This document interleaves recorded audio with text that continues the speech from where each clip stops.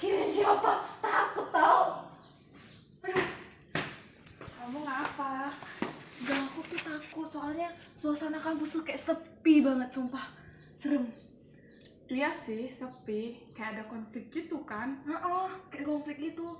Jadi kayak inget suasana zaman dulu gak sih? Kayak zaman perang yang ada teror-teror gitu. Iya. Oh iya, ngomong-ngomong tentang konflik, tahu nggak sih? Konflik itu sebenarnya hal dasar yang memang akan terjadi untuk seluruh dunia, untuk seluruh negara-negara yang ada. Karena walaupun negara itu termasuk ke dalam negara merdeka, tapi dia juga bisa konflik loh.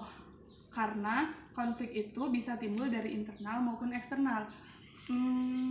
Kamu pernah mikir nggak sih kenapa konflik itu jadi hal yang sangat penting? Nggak tahu. Karena beberapa aktor dalam konflik itu bisa jadi penting. Contohnya itu kelompok pemberontak. Jadi kelompok pemberontak itu adalah sekelompok orang yang merasa tidak puas dengan tindakan pemerintah atau kebijakan pemerintah sehingga dia memutuskan untuk melakukan pemberontakan atau perlawanan. Tapi pemberontakannya ini biasanya berbentuk ancaman-ancaman yang mengganggu ketidakstabilan politik di suatu negara tersebut. Kamu tahu Kolombia nggak? Aku tahu Kolombia. Jadi Kolombia itu salah satu negara yang ada di Amerika Selatan. Jadi dia ini termasuk negara maju loh. Dia punya hutan yang luas, berpenghasilan minyak terbesar ke-8 di dunia. Tapi dia juga pernah ada loh pemberontak di sana. Iya, walaupun negara maju ya? Iya dong. Mungkin karena kebijakannya. Tahu nggak, No? Aku juga pernah dengar ada suatu kayak pemberontakan gitu loh di Kolombia. Namanya itu kalau nggak salah FARC. Itu tuh kepanjangannya dari First Arm of Revolutionary of Colombia kalau nggak salah. Kayak gitulah intinya. Itu tuh revolusioner tentang Kolombia gitu loh, Nov. Jadi mereka itu adalah pasukan pemberontak yang pengen gulingin pemerintah di Kolombia yang demokratis. Jadi mereka itu menganut paham Marxis-Lenis. Nah, selain itu tuh mereka tuh juga terlibat dalam pemerasan, terus kayak FIRC ini didirikan tahun 1964. Gimana? Tua nggak sih? Udah lama banget kan? Aku aja lahir tahun 2000. Nah, FIRC ini adalah pemberontakan tertua di Amerika Latin. Jadi mereka ini punya 12.000 member. Membernya banyak ya. Nah, kebanyakan dari mereka itu tinggalnya di desa, jadi nggak di kota gitu. Nah, mereka ini juga mendorong suatu patriotic opinion sama mendukung partai komunis gitu loh, komunis Kolombia kalau nggak salah, PCC pada tahun 1985.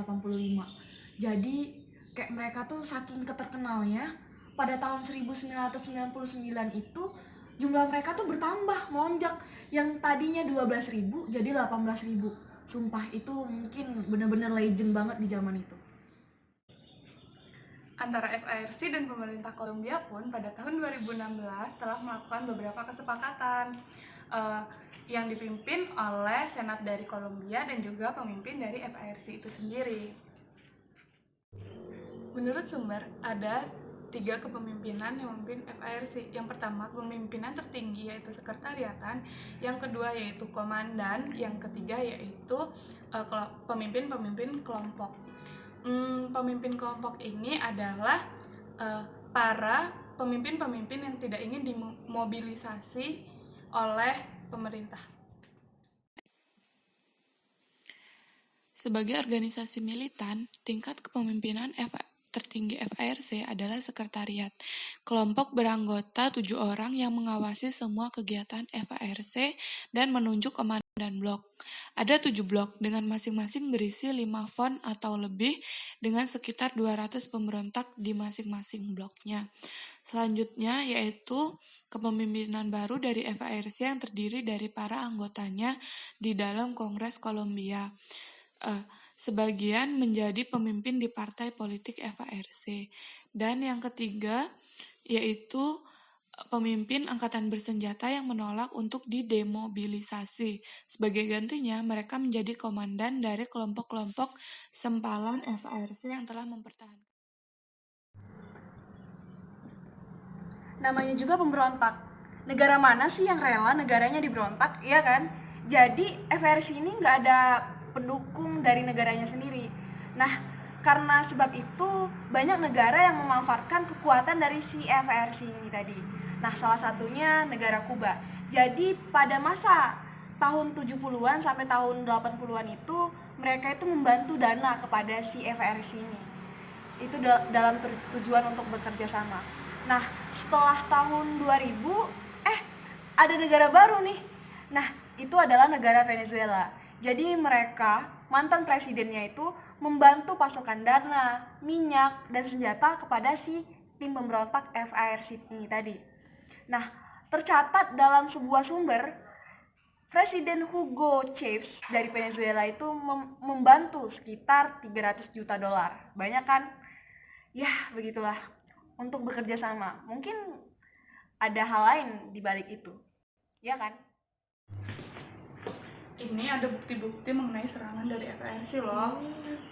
27 Mei 1964 itu adalah bukti serangan pertama oleh FARC, tapi tidak diketahui sih berapa korbannya, cuma diyakini sebagai cikal bakal serangan-serangan FARC. Selanjutnya 3 Agustus 1968 itu lebih dari 1.500 pasukan FARC memasuki kota Miraflores. Ini ada yang mati nggak? Ini jumlah tewasnya yaitu 19 yang tewas. Wah, lumayan ya ada 19. Selanjutnya 1 November 1998 itu FARC mengepung markas polisi Mitu. Sekitar 800 pemberontak FARC terbunuh dan 84 lainnya hilang. Oh iya, Naf, di sini dalam sumber ini juga aku nemu loh. Jadi si FARC ini pernah menculik kandidat presiden kabarnya. Baru-baru tahun 2002. Wow. Nah, ini di Februari tahun 2009 juga ada nih. Dia ngelakuin 2 kali pembantaian, gila, parah bener. Jadi ya pembantaian pertama itu pada 4 Februari, terus pembantaian kedua itu pada 11 Februari, menurut sumber yang aku cari. Nah yang terakhir ini ada lagi, si FARC ini membom pipa minyak di Narino. Gila. Nah, di sini akibatnya ada 150.000 orang kehilangan pasokan air. Jadi orang-orang ini nggak bisa mengakses air karena dibom pipa minyaknya. Gila, parah. Tapi bersyukur banget nggak ada yang tewas dan nggak ada yang terluka. Tuh heran kan, kenapa mereka ngebom pipa minyak? Apa ya? Kenapa ya? Jadi kesimpulannya FARC ini tuh sekelompok yang merasa tidak puas dengan keadilan yang didapat oleh kelompoknya dari pemerintah Kolombia, sehingga mereka tetap terus melakukan pemberontakan dengan merekrut beberapa orang, bahkan ratusan orang untuk dijadikan anggota mereka. Nah, katanya anggotanya itu semakin banyak setiap tahun. Iya dong. Iya. Karena memang banyak yang tertarik dengan Ngikutin tim pemberontak itu ya. Iya. Dan kabarnya mereka tuh kayak ngelakuin kejahatan tuh banyak banget, bukan sekedar neror aja, tapi meras, kayak narkoba gitu. Semua kejahatan banyak dia lakukan. Itulah ya kenapa disebut dengan dia menimbulkan ketidakstabilan politik. Ih, serem ya. Serem deh. Noh,